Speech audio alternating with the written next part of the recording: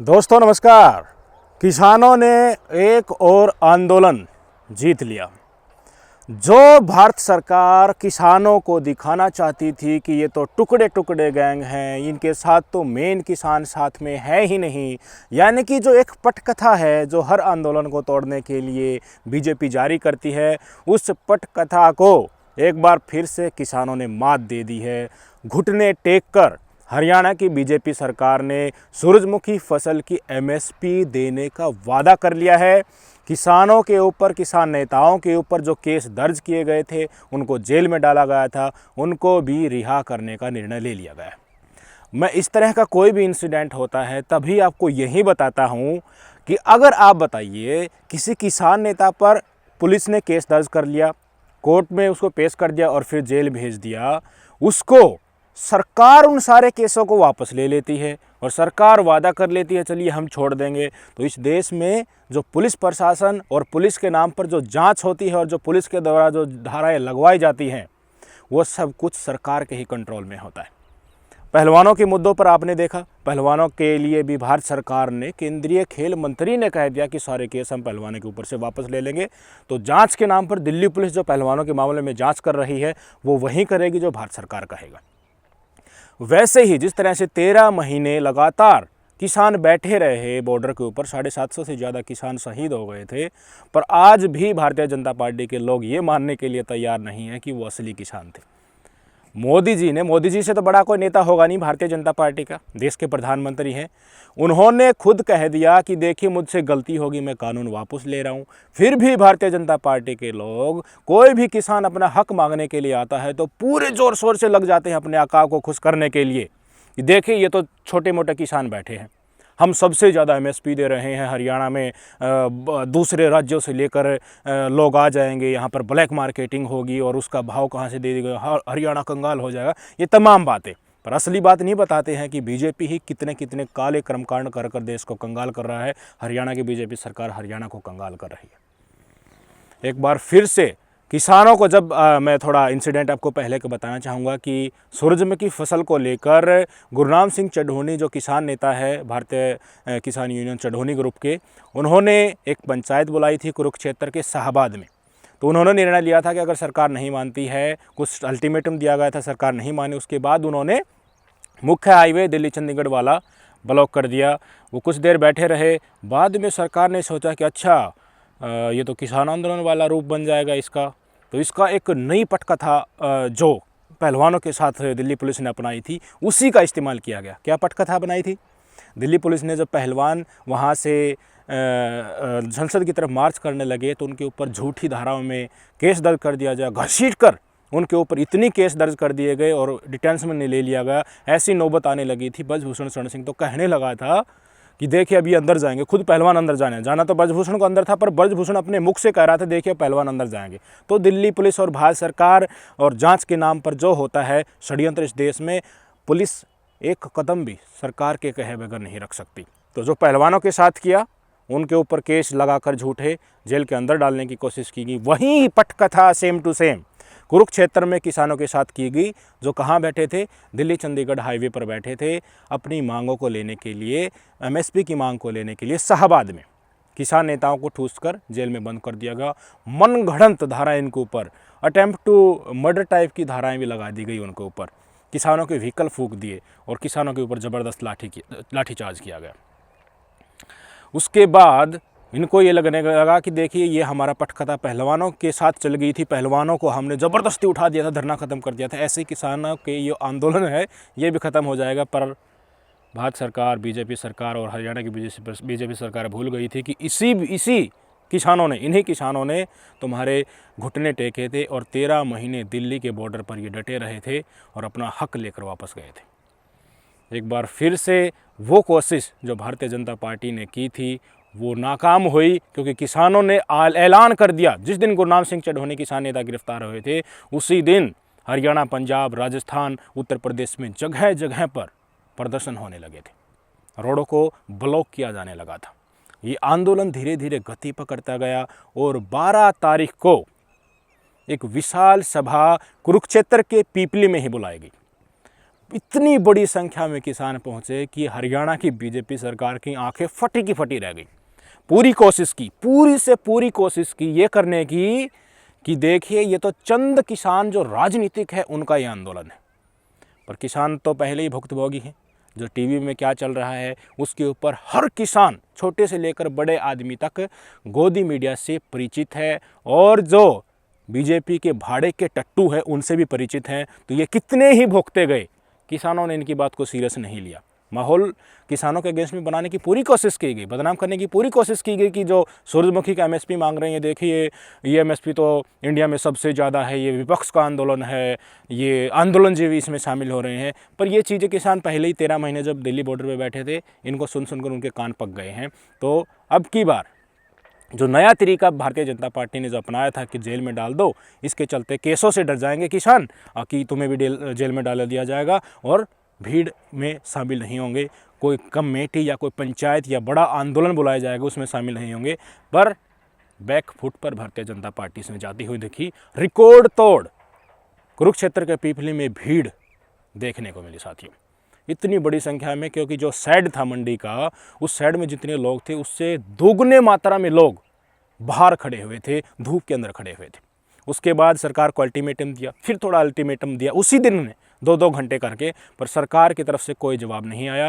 टाल मटोल लोग करते रहे। एक किसानों की कमेटी बनी थी, वो प्रशासन से लगातार बातचीत कर रही थी। प्रशासन कह रहा था कि हम मुख्यमंत्री खट्टर से आपकी बात करा देंगे, पर ऐसा हुआ नहीं, बातचीत हुई नहीं। तो किसानों ने ऐलान कर दिया कि हम फिर से उसी हाईवे पर जाएंगे और वहाँ पर खूंटा गाड़ दिया, एक तरह से मैं कहूँगा। किसानों ने जाकर अगले दिन, जैसे 12 तारीख को पंचायत बुलाई थी, उसी दिन डिसीजन ले लिया, उसी दिन शाम को रोड ब्लॉक कर दिया गया। और 13 तारीख को तो मैं कह रहा हूँ जो दिल्ली चंडीगढ़ हाईवे से लगते हुए जितने भी शहर थे सब में जाम की स्थिति देखने को मिली।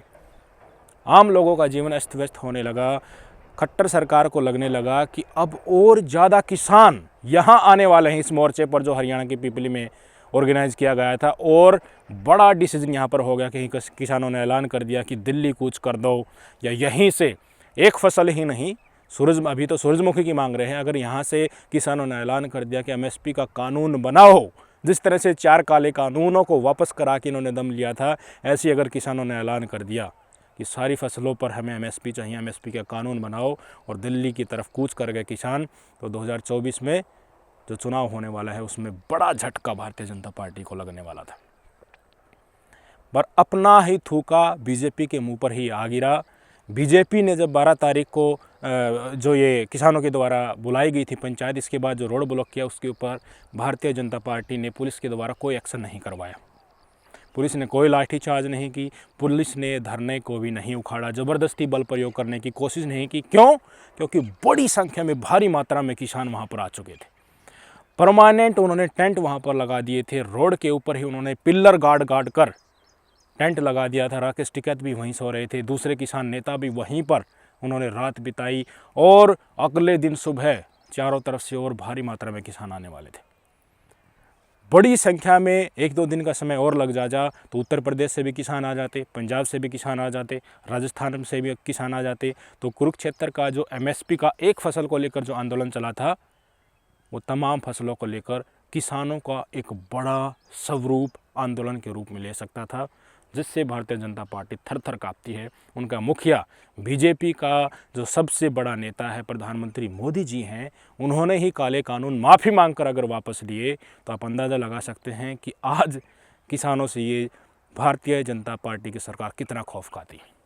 हाथ जोड़कर मुख्यमंत्री खट्टर साहब ने कहा कि देखिए, जो एमएसपी का भाव आप मांग रहे हैं वो हम आपको ज़रूर देंगे, कैसे भी करके देंगे।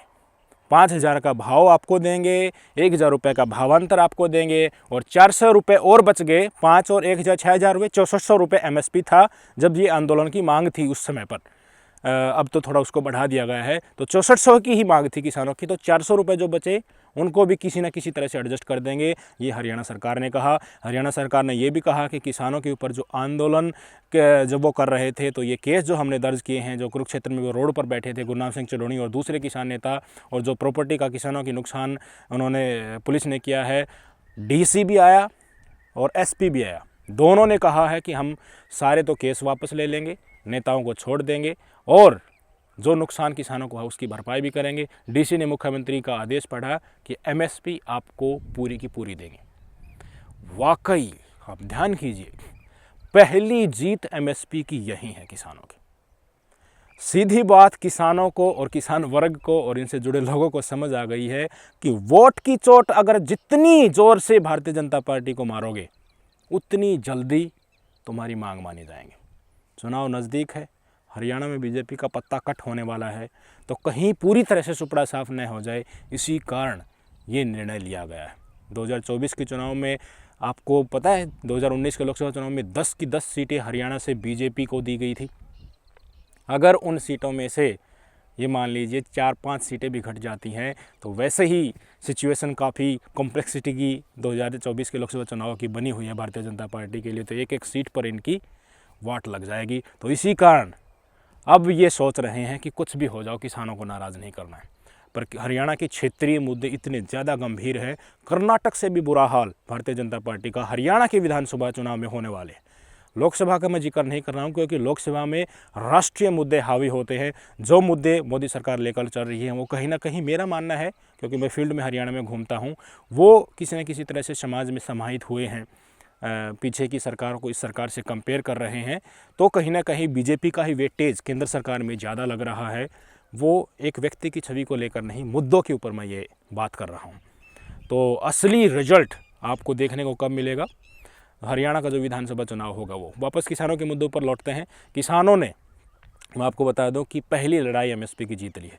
आज सूरजमुखी का मिला है, वहीं डांस करते हुए किसान नज़र आए। जोश उनमें इतना ज़्यादा था कि वो इतनी खुशी के साथ झूम रहे थे और उन्होंने स्पष्ट तौर पर कह दिया कि आज हरियाणा में इस फसल का एमएसपी लिया है, हरियाणा में आगे आने वाले समय में दूसरी फसलों का भी एमएसपी लेंगे, फिर पंजाब में भी लेंगे, फिर राजस्थान में भी लेंगे, फिर यूपी में लेंगे, पूरे देश में लेंगे, फिर सेंट्रल लेवल पर कानून बनवाएंगे। किसान धीरे धीरे धीरे धीरे आगे की तरफ बढ़ रहे हैं। फसल तो आगे और भी आने वाली है, चुनाव भी आ रहा है। जितने लठ बीजेपी सरकार ने किसानों पर मारे थे और मौका मिलते ही जिस तरह से भारतीय जनता पार्टी के आदमी टीवी पर आकर किसानों को बेइज्जत कर रहे हैं कि कहाँ से लाए ये डाटा कि 750 से ज़्यादा किसान शहीद हो गए, ये मनगढ़ंत डाटा है, और जो ये नेता है किसान नेता ये राजनीति के लिए वहाँ पर बैठे हैं, इस तरह की बातें अंदर चुभती हैं किसानों को। तो इसका रिजल्ट तो इनको ज़रूर देखने को मिलेगा।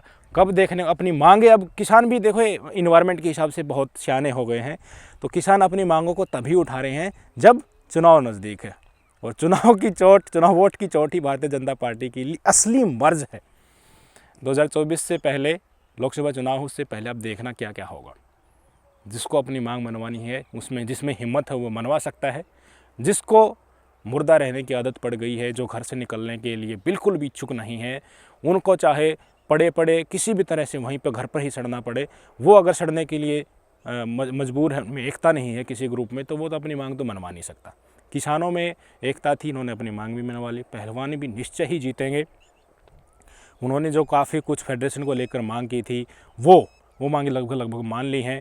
ब्रजभूषण शरण सिंह को अंदर डालने की बात हुई, तो उसमें अगर ब्रजभूषण को अंदर डाल दिया जाता है तो ये इमेज आएगी कि बीजेपी का एमपी अंदर गया, तो उस छवि को बचाने में किसी न किसी तरह से बीजेपी, भारतीय जनता पार्टी लगी हुई है। बाकी कई और मुद्दे हैं जो फेडरेशन को लेकर, तो वे सारे मुद्दे, सारी बातें भारतीय जनता पार्टी ने महिला पहलवानों की मान ली है। क्यों मानी? क्योंकि महिला पहलवानों के पीछे खाप पंचायत और किसान संगठन ही थे, वोट की चोट थी। समझिए आप, तस्वीर बिल्कुल साफ है साथियों। बस समझने वाला चाहिए। इस सरकार से कुछ लेना है, अपना हक लेना है, तो एकता के साथ आगे आना होगा। अगर एकता नहीं है तो किसी और संगठन के साथ आपको मिलकर आगे बढ़ना होगा। कोई किसान संगठन मान लीजिए, अब किसान संगठनों ने पहलवानों का समर्थन किया, खाप पंचायतों ने समर्थन किया, दिल्ली की जनता पता नहीं कहाँ चली गई थी। एक दो लोग, मैं खुद जंतर मंतर पर रुकाया कई दिन, टुकड़े टुकड़े में लोग आ रहे हैं। जिस तरह से निर्भया कांड में दिल्ली की पूरी जनता सड़क पर आ गई थी, वैसा वातावरण देखने को ही नहीं मिला। क्यों नहीं मिला? क्योंकि लोगों की जो अंतरात्मा है उसको राष्ट्रवाद और हिंदुत्व का डोज दे देकर टीवी पर फर्जी राष्ट्रवाद और हिंदुत्व चला कर उनकी अंतरात्मा मार दी गई है। मिडिल क्लास ही रोड पर, सबकी हक को उठाने के लिए मिडिल क्लास जो रोड पर निकलती थी, वो मिडिल क्लास की भावनाओं को, चेतनाओं को आज नेस्तनाबूद कर दिया है। इसलिए कुछ ही ग्रुप्स में आजकल एकता बची है, और जिनमें एकता बची है वो अपना हक भी ले रहे हैं, सरकार से डंके की चोट पर ले रहे हैं। और जो कुचले जा रहे हैं, जिनमें एकता नहीं है, वो बड़े ही शानदार तरीके से थोड़े से ही समय में कुचल दिए जा रहे हैं। आजकल बेरोज़गार देख लीजिए, बेरोज़गार क्यों डरते हैं कि हमने आंदोलन किया था, हमारे ऊपर झूठे केस दर्ज कर दिए जाएंगे, सरकार के द्वारा कहीं के लायक नहीं रहेंगे। इस कारण बेरोज़गारों में एकता नहीं है, सारे एक साथ निकल कर नहीं आते हैं। कोई भी आप किसानों को छोड़कर या पहलवान मुद्दे के छोड़कर कोई भी सामाजिक आंदोलन उठाकर देख लीजिए, सबको एक एक करके इस सरकार ने दबाया है बहुत ही अच्छे तरीके से। कितने सारे मुद्दे हैं। क्या देश में महंगाई नहीं है? क्या देश में बेरोजगारी नहीं है? क्या देश के ऊपर भारी भरकम कर्ज नहीं है? रेलवे में वंदे भारत को झंडी दिखा रहे हैं आप। आम लोग किस तरह से खचाखच भरकर इस देश की ट्रेनों में, जो नॉर्मल ट्रेन है उनमें चल रहे हैं, वंदे भारत की जो ट्रेन है उसकी टिकट खरीदने का इस देश की जनता की औकात नहीं है। सच्चाई तो ये है, जितने पैसे वाले करोड़पति लोग हैं वो देश छोड़कर बाहर जा रहे हैं, क्योंकि समाज में नफरत पैदा की जा चुकी है। इंसानियत नाम की चीज़ है ही नहीं इस देश में, ख़त्म कर दी गई है भारतीय जनता पार्टी के द्वारा तमाम तंत्र का यूज़ करके। किसी टाइम आप टीवी खोल कर देख लीजिए, हिंदू मुसलमान जातिवाद, नफरत ही नफरत। क्या इसी सभ्य समाज की हमने कभी कल्पना की थी? आप विदेश में जाइएगा, जो मोस्ट डेवलप्ड कंट्रीज़ हैं वो डेवलप आर्थिक विकास के नज़रिए से नहीं है, ह्यूमन डेवलपमेंट भी उनमें है, इंसानियत उनमें है। 50 लोग एक जगह पर बैठे मिल जाएंगे किसी पार्क में, किसी के मन में ये नहीं होगा कि ये उस जात का है, उस धर्म का है। और हमारे 50 जो लोग एक जगह बैठेंगे तो सिर्फ यही बात करेंगे कि मुसलमानों ये किया, हिंदुओं ने ये किया, उस सरकार ने हिंदुओं की आलोचना की। बेरोज़गारी जैसे, इंसानियत जैसे मुद्दे जो हर रोज़ इस देश की जनता को परेशान करते हैं, वो आपको कहीं ना कहीं कोने में पड़े मिलेंगे। अंधभक्त चिल्लाते आपको मिलेंगे, कहीं चले जाना। क्यों? क्योंकि वो वास्तव में बेशक से उन्होंने डिग्री ले ली हो, वो शिक्षित हैं ही नहीं, मूर्ख हैं। कुछ ही लोग, गिने चुने लोग ही हैं जो सरकार जो कर रही है उनको अपने नज़रिए से सच जहाँ दिखता है वहाँ से निकाल ला रहे हैं। उन लोगों की भी गलती नहीं, उन लोगों को ऐसा बनाया गया है जो सारे दिन मोदी मोदी मोदी ही करते रहते हैं, या फिर हिंदुत्व और राष्ट्रवाद की आड़ में भारतीय जनता पार्टी का एजेंडा चला रहे हैं। उनके व्हाट्सएप यूनिवर्सिटी से वो जो सीख रहे हैं वो सारे दिन अपने मुंह से बरगलाते रहते हैं। अभी मैं गांव में काफ़ी घूमता हूं, लोगों से पूछता हूं कि क्या महिला पहलवान जो आंदोलन कर रही हैं वो गलत है? तो बीजेपी के जो समर्थक हैं वो सिर्फ एक ही बात कहते हैं, ये अब तक निकल कर क्यों नहीं आई, ये अब तक निकल कर क्यों नहीं आई। ये बात, ये डोज, ये विकल्प, ये बात गोदी मीडिया और बीजेपी के नफरतू चिंटुओं के द्वारा ये मटेरियल दिया गया था भक्तों के लिए कि तुमसे कोई ये पूछे कि बीजेपी का देखिए एमपी फंस गया है, बीजेपी तो ऐसी पार्टी है, तो भाई ये पासा फेंक देना। उससे आगे जब अंधभक्तों से आप क्रॉस क्वेश्चन करने लगोगे, दे आर ब्लैंक, मारने पीटने दौड़ने, आपको कूटने के लिए दौड़ लग जाएंगे, गाली देने लग जाएंगे। इससे आगे इनको कुछ नहीं आता है। बस यहीं इस देश का राष्ट्रवाद और हिंदुत्ववाद कल बचा है। जो पहलवान जिस अखाड़े में अंदर जाने से पहले बजरंग बली के चरण छूता है, हर अखाड़े के आगे मैं कहना चाहूँगा कि बजरंग बली का एक छोटा सा 2 ईंट खड़ी करके एक छोटा सा टेंपल बनता है, उनका आशीर्वाद लेकर जब पहलवान उसके बाद ही अखाड़े के अंदर पहलवानी करने के लिए अंदर जाता है। उन्हीं को जब ये अपना हक मांगने लगे तो उन्हीं पहलवानों को देशद्रोही और हिंदू विरोधी कहा गया। क्यों कहा गया? किनके द्वारा कहा गया? बीजेपी ने जो माइंड सेट लोगों का बना रखा है उसकी वजह से इस तरह की चीज़ें सामने आई है कि जो भी अपनी मांग लेकर आए, न्याय के लिए गुहार लगाए, अगर उसमें बीजेपी से सवाल हो रहे हैं, बीजेपी का कोई नेता फंस रहा है या बीजेपी का कर्मकांड उसमें उजागर हो जाएगा, बीजेपी की छवि इसमें खराब हो जाएगी, तो वो हर उठती आवाज़ भारत विरोधी, हिंदू विरोधी और देशद्रोही हो जाएगी। ये आज की सच्चाई है। इन्वायरमेंट ऐसा देश में बन चुका है। मिडिल क्लास जो सड़क पर उतरती थी उसको इंजेक्शन लगा लगा कर झूठे और सस्ते हिंदुत्व और राष्ट्रवाद का उनको क्या कर दिया है, उनको इतना नशा दे दिया गया है वो चुसकते नहीं, वह बोलते ही नहीं। पर जिनमें एकता है, जो समझ गया है इस बात की सरकार की असली हकीकत और नब्ज़ को, वो अपने हक ले भी रहा है। इतिहास उठाकर देख लीजिए, हरियाणा, पंजाब, यूपी का जो ये अब जो किसान आ रहे हैं ना, पंजाब के जो किसान अपना हक मांगने के लिए बार बार आ रहे हैं, इन्होंने हमेशा से संघर्ष किया है। सरकार चाहे बीजेपी की हो, कांग्रेस की हो, कोई भी हुकूमत हो या फिर अंग्रेज़ों के टाइम पर हो, इन्होंने लठ मार मार कर सत्ता के हुक्मदार जो बेलगाम हो गए थे उनको सुधारा है। विचार कीजिएगा, सोचिएगा। व्यवस्था बदलने के लिए किसानों ने इस देश के लिए बहुत कुछ कर दिया। नमस्कार।